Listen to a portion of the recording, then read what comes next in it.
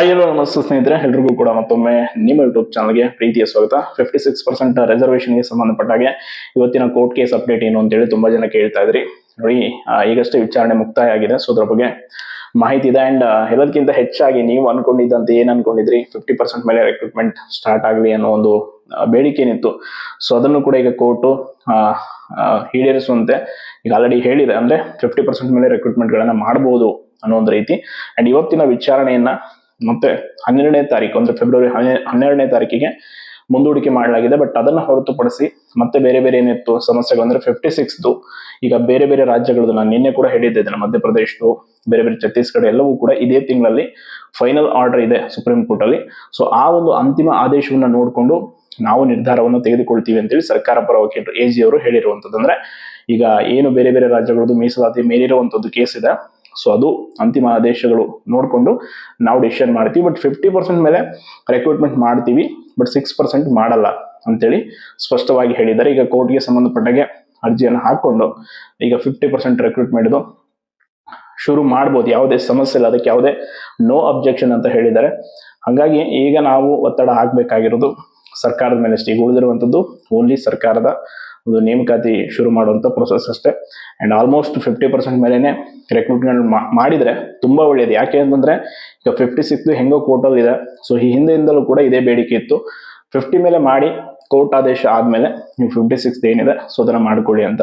And ಇನ್ನೊಂದು important ಅಂತಂದ್ರೆ ಇವತ್ತಿನ ವಿಚಾರಣೆಯಲ್ಲಿ ನಡೆದಿರುವಂತದ್ದು, ಈಗ ಏನೇನು 56% ಮೇಲೆ ನೇಮಕಾತಿಗಳಾಗಿದೆ, ಸೊ ಅದರ ಅಂತಿಮ ಒಂದು ಆದೇಶ ಪ್ರತಿ ಅಂದ್ರೆ ಆರ್ಡರ್ ಕಾಪಿಯನ್ನ ಇಶ್ಯೂ ಮಾಡಬಾರದು ಫೈನಲ್ ಆರ್ಡರ್ ಆಗೋವರೆಗೂ ಅಂತ ಸೂಚನೆ ನೀಡಿರುವಂತದ್ದು. ಲೈಕ್ ಈಗ ಗೊತ್ತಿದೆ ನಿಮ್ಗೆ, KS ಆಗಿರ್ಬೋದು, PDO, ಬೇರೆ ಬೇರೆ ಎಲ್ಲವೂ ಯಾವ್ದಾವ್ದು 56 ಮೇಲೆ ಆಗಿದೆ, ಸೊ ಅದು ಇನ್ನೂ ಪ್ರೊಸೆಸ್ ನಡೀತಾ ಇದೆ, ಆನ್ ಗೋಯಿಂಗ್. ಅದು ಅಂತಿಮ ಆದೇಶ ಪ್ರತಿಯನ್ನ ಅಂದ್ರೆ ಆರ್ಡರ್ ಕಾಪಿಯನ್ನ ಫೈನಲ್ ಆರ್ಡರ್, ಈ ಕೇಸ್ ಫೈನಲ್ ಆರ್ಡರ್ ಆಗೋವರೆಗೂ ಕೊಡಬಾರ್ದು ಅಂತ ಹೇಳಿದ್ದಾರೆ. ಸೊ ಇದು ಒಂದು ಕ್ಲಿಯರ್. ಬಟ್ ನೋಟಿಫಿಕೇಶನ್ಗಳು ಮಾತ್ರ ಆರಾಮಾಗಿ ಮಾಡ್ಬೋದು, ಏನು ಸಮಸ್ಯೆ ಇಲ್ಲ.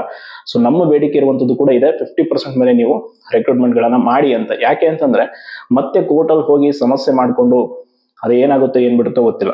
56 ಫೈನಲ್ ಆರ್ಡರ್ ಬಂದ್ಮೇಲೆ ಬೇಕಿದ್ರೆ ನೀವು ಅದನ್ನ ಯಾವ ರೀತಿ ಆದ್ರೂ ಮಾರ್ಪಾಡು ಮಾಡಿ, ಬಟ್ ಸದ್ಯಕ್ಕೆ 50 ಮೇಲೆ ರಿಕ್ರೂಟ್ಮೆಂಟ್ ಗಳು ಮಾಡಿ ಅಂತೇಳಿ. ಸೊ ಫೈನಲಿ ಈ ಒಂದು ಇವತ್ತಿನ ವಿಚಾರಣೆಯಲ್ಲಿ ಇಷ್ಟೆಲ್ಲ ಬೆಳವಣಿಗೆಗಳು ನಡೆದಿದೆ. ಅಂಡ್ ನನಗನ್ಸಿರೋ ಪ್ರಕಾರ, ಅಕಾರ್ಡಿಂಗ್ ಟು ಮೀ, ಫೆಬ್ರವರಿ 12ಕ್ಕೆ ಇದು ಫೈನಲ್ ಆಗ್ಬೋದು ಅಂತ ನನಗೆ ಅನಿಸ್ತಾ ಇದೆ. ಯಾಕೆ ಅಂತಂದ್ರೆ ಇವತ್ತು ನಡೆದಿರುವಂತ ಬೆಳವಣಿಗೆಗಳಲ್ಲಿ ಆಲ್ಮೋಸ್ಟ್ ಸರ್ಕಾರದ AG ಅವರು ಹೇಳಿರುವಂತದ್ದು, ನಾವು ಬೇರೆ ಬೇರೆ ರಾಜ್ಯಗಳದ್ದು ಏನಿದೆ ಕೇಸಸ್ದು, ಸೊ ಆ ಸ್ಟೇಟಸ್ಗಾಗಿ ಅಂದ್ರೆ ಆ ಒಂದು ಆರ್ಡರ್ಗಾಗಿ ಕಾಯ್ತಾ ಇದೀವಿ ಅಂತ ಹೇಳಿದ್ದಾರೆ. ಮೀನ್ಸ್ ಅಂದ್ರೆ ಅವರು ಫೈನಲ್ ಆರ್ಡರ್ ಈಗ ಆಲ್ರೆಡಿ ನಾನು ಹೇಳಿದೆ 23ಕ್ಕೆ ಮಧ್ಯಪ್ರದೇಶದ ಸೊ ಫೈನಲ್ ಹಿಯರಿಂಗ್ ಇದೆ. ಸೊ ಅವತ್ತೇನಾದ್ರು ಅವರು ಕೂಡ ಸೇಮ್ ನಮ್ಮ ರಾಜ್ಯದ ರೀತಿನೇ ಮೀಸಲಾತಿನ ಹೆಚ್ಚಳ ಮಾಡಿದ್ದಾರೆ. ಅಲ್ಲಿ ಇಲ್ಲ, ಅದು ಕ್ಯಾನ್ಸಲ್, ನೀವು 50% ಕ್ರಾಸ್ ಆಗಬಾರ್ದು ಅಂತ ಆರ್ಡರ್ ಮಾಡಿದ್ರೆ ಸೇಮ್ ಅಲ್ಲಿನ ರಿಕ್ರೂಟ್ಮೆಂಟ್ಗಳು ಈ ಹಿಂದೆ ಆಗಿರುವಂಥದ್ದು ಕ್ಯಾನ್ಸಲ್ ಆಗುತ್ತೆ. ಸೊ ಅಪ್ಕಮಿಂಗ್ ಎಲ್ಲವೂ ಕೂಡ 50 ಮೇಲೆ ಮಾಡ್ತಾರೆ. ಅದು ಆದೇಶ ಆದ್ರೆ ಅದನ್ನೇ ನಮ್ಮ ರಾಜ್ಯವು ಕೂಡ ಪಾಲಿಸಬೇಕಾಗುತ್ತೆ. ಹಾಗಾಗಿ ಆಲ್ಮೋಸ್ಟ್ ಈ ತಿಂಗಳ ಕೊನೆಯಲ್ಲಿ ಎಲ್ಲದಕ್ಕೂ ಕೂಡ ಉತ್ತರ ಸಿಗುತ್ತೆ. ಮುಂದಿನ ತಿಂಗಳಿಂದ ಸರ್ಕಾರ ಸೀದಾ ನೋಟಿಫಿಕೇಶನ್ಗಳನ್ನ ಶುರು ಮಾಡ್ಬೇಕಿಲ್ಲ ಅಂತಂದ್ರೆ ಹೇಳಿದಲ್ಲ ನಾನು, ಒಂದು ಹೋರಾಟ ದೊಡ್ಡ ಮಟ್ಟದಲ್ಲೇ ಎಲ್ಲವೂ ಸಮಸ್ಯೆ ಬಗೆಹರಿದ ಮೇಲೆ ಇವ್ರಿಗೇನ್ ಸಮಸ್ಯೆ, ಈಗ 56 ಮಾಡಿರೋದು ಒಳ ಮೀಸಲಾತಿನ 56 ಮೇಲೆ ಅದಂತೂ ಬಗೆಹರಿಯಲ್ಲ ಇವ್ರು ಮಾಡಿರೋ ಕತೆಗೆ. ಸುಮ್ಮನೆ ನೋಟಿಫಿಕೇಶನ್ ಮಾಡ್ಕೊಂಡು ಎಕ್ಸಾಮ್ಸ್ಗಳಾದ್ರೂ ಮಾಡಿದ್ರೆ ಖಾಲಿ ಇರೋ ಹುದ್ದೆಗಳನ್ನಾದ್ರೂ ಭರ್ತಿ ಮಾಡ್ಕೊಂಡಂಗಾಗುತ್ತೆ. ಸೊ ಒಟ್ಟಾರೆಯಾಗಿ ಇವತ್ತಿನ ಒಂದು ಕೇಸ್ ಅಪ್ಡೇಟ್ ಈ ರೀತಿ ಇದೆ. ಅಂಡ್ ಏನೇನು ಹೇಳಿದ್ದೆ ನಾನು ಪ್ರತಿಯೊಂದು ವಿಷಯವನ್ನ ಈ 56 ನಾನೊಂದು ಪ್ಲೇ ಲಿಸ್ಟ್ ಮಾಡಿದ್ದೀನಿ ವಿಡಿಯೋದು ಯೂಟ್ಯೂಬ್ ಅಲ್ಲಿ, ಪ್ರತಿಯೊಂದು ನೋಡ್ಕೊಂಡ್ ಬನ್ನಿ. ಮೊದಲಿನಿಂದ ಏನ್ ಹೇಳಿದ್ದೆ ಇಲ್ಲಿವರೆಗೂ ಏನೇನು ಆಗಿದೆ ಅಂತ ಆಸ್ ಇಟ್ ಈಸ್ ಮಾಹಿತಿ ಎಷ್ಟು ಅಕ್ಯುರೇಟ್ ಆಗಿದೆ ಅಂತಂದ್ರೆ ಅದು ಅಷ್ಟು ಡಿಸ್ಕಷನ್ ಮಾಡಿ ತುಂಬಾ ಇನ್ಫಾರ್ಮೇಶನ್ ತಿಳ್ಕೊಂಡು ಅದನ್ನು ನಿಮ್ಗೆ ತಿಳಿಸುವಂಥದ್ದು. ಸೊ ಅದಕ್ಕೆ ಈ ರೀತಿ ಕೋರ್ಟ್ ವಿಷಯಗಳು ಬಂದಾಗ ಸೂಕ್ಷ್ಮವಾಗಿ ಅವಲೋಕನ ಮಾಡಿಬಿಟ್ಟು ಆ ವಿಷಯಗಳನ್ನ ನಿಮ್ಮ ಮುಂದೆ ಇಡುವಂತ ಕೆಲಸ ಮೊದಲಿಂದಲೂ ಕೂಡ ಮಾಡಿದ್ದೀನಿ ಅಂಡ್ ಮುಂದೆ ಕೂಡ ಮಾಡ್ತೀನಿ. ಅಂಡ್ KS ಕೂಡ ಅಷ್ಟೇ, ನೀವು ಅನ್ಕೊಂಡಷ್ಟು ಸುಲಭವಾಗಿಲ್ಲ KS ದಾರಿ. 56 ವ್ಯಾಲಿಡ್ ಇಲ್ಲ ಅಂದಮೇಲೆ 56 ಮೇಲೆ ಮಾಡಿರೋ ರಿಕ್ರೂಟ್ಮೆಂಟ್ಗಳ ಕತೆ ಏನಾಗ್ಬೋದು ಅಂತ ಜಸ್ಟ್ ಇಮ್ಯಾಜಿನ್ ಅಷ್ಟೇ. ಬೇರೆ ನಾನು ಹೆಚ್ಚು ಅದ್ರ ಬಗ್ಗೆ ಹೇಳಕ್ ಹೋಗಲ್ಲ. ಯಾಕಂತಂದ್ರೆ ಅದು ಹೆಚ್ಚು ಹೇಳಿದೆ ಅಂತಂದ್ರೆ ಅಮರ್ ಪೂರ್ವ ನಿರ್ಧರಿತವಾಗಿ ಯೋಚನೆ ಮಾಡ್ಬಿಡ್ತಾನೆ, ಈತನೇ ಹೇಳ್ತಾನೆ ಅನ್ನೋ ರೀತಿ ಆಗುತ್ತೆ. ಸೊ ಅದಕ್ಕೆ ನಾನು ಹೆಚ್ಚು ಏನು ಹೇಳಕ್ ಹೋಗಲ್ಲ. ಜಸ್ಟ್ ನನ್ನ ಒಂದು ಅನಿಸಿಕೆ ಏನಿತ್ತು ಸೊ ಅದನ್ನ ಹಿಂದೆ ಕೂಡ ಹೇಳ್ಕೊಂಡ್ ಬಂದಿದ್ದೀನಿ. ಬಟ್ ಇವತ್ತಿನ ಕೇಸ್ ವಿಚಾರದಂತೂ ನಮ್ಗೆ ನೇಮಕಾತಿಯ ದಾರಿ ಸುಗಮವಾಗಿದೆ ಅಂತ ಹೇಳ್ಬೋದು.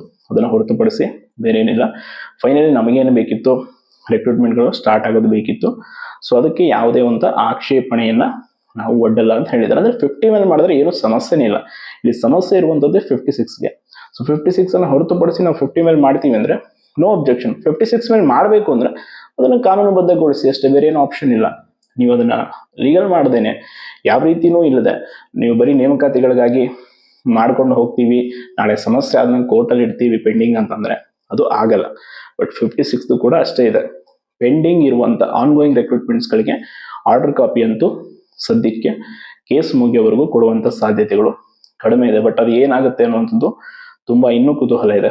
ಎಸ್ಪೆಷಲಿ ಈಗ PDO ಆಗಿರ್ಬೋದು, ಗ್ರೂಪ್ ಬಿ, ಬೇರೆ ಬೇರೆ ಯಾವ್ದಾವ್ದೆಲ್ಲ ಕಾಯ್ತಾ ಇದ್ದಾರೆ ಆಸ್ಪಿರೆಂಟ್ಸ್. ಸೊ ನಿಮ್ಗಂತೂ ಸದ್ಯಕ್ಕೆ ವೇಟ್ ಮಾಡಲೇಬೇಕಾಗುತ್ತೆ, ಬೇರೆ ಆಪ್ಷನ್ ಇಲ್ಲ. ಅಂಡ್ ಒಟ್ಟಾರೆಯಾಗಿ ಇವತ್ತಿನ ಬೆಳವಣಿಗೆ ಈ ರೀತಿಯಾಗಿದೆ.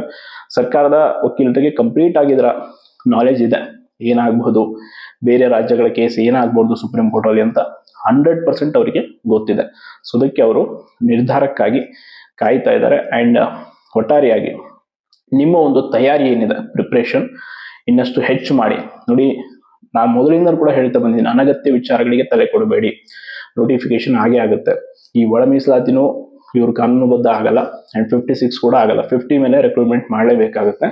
ಸೊ ಅದಕ್ಕೆ ನೀವು ಆದಷ್ಟು ನಿಮ್ಮ ಪ್ರಯತ್ನವನ್ನ ಹೆಚ್ಚು ಮಾಡ್ಕೊಳ್ಳಿ. ಇನ್ನು ಮುಂದೆ ಯಾವ ಒಂದು ಅನಗತ್ಯ ವಿಷಯಗಳಿಗೂ ತಲೆ ಹಾಕದಂತೆ ನಿಮ್ಮ ತಯಾರಿಯನ್ನ ಮಾಡಿ ಅಷ್ಟೇ. ನಿಮ್ಗೆ ಕಂಪ್ಲೀಟ್ ಆಗಿ ಏನೇ ಮಾಹಿತಿ ಇದ್ರೂ ಕೂಡ, ಯಾವುದೇ ರೀತಿಯ ವಿಚಾರಗಳಿದ್ರು ಕೂಡ ಸ್ಪಷ್ಟವಾಗಿ ತಿಳಿಸೋದಕ್ಕೆ ನಾನಿದ್ದೀನಿ. ಅಂಡ್ ಹಲವಾರು ಜನ ಇದ್ದಾರೆ. ಸೊ ಎಲ್ಲವೂ ಒಳ್ಳೇದಾಗ್ಲಿ. ಫೈನಲಿ ಆಗೋದೆಲ್ಲ ಒಳ್ಳೇದಕ್ಕೆ. ಧನ್ಯವಾದಗಳು.